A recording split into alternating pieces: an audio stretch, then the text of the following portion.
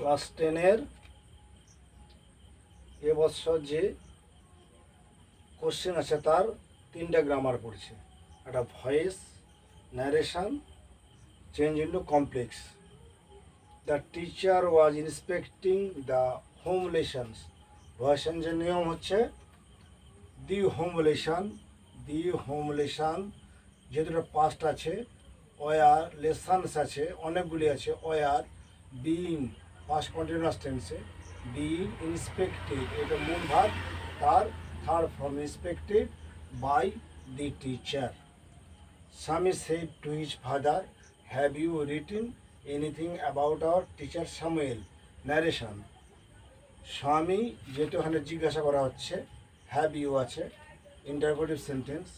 স্বামী asked his father if, যখন এখানে যদি ডব্লিউএইচ না থাকে তখন আমি ইফটা ব্যবহার করব।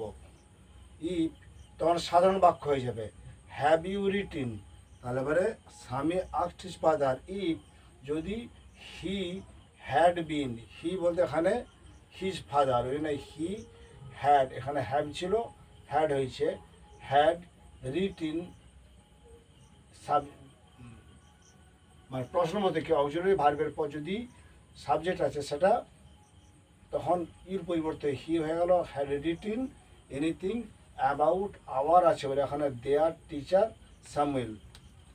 The people were to stern to speak in the beginning, change into complex sentence.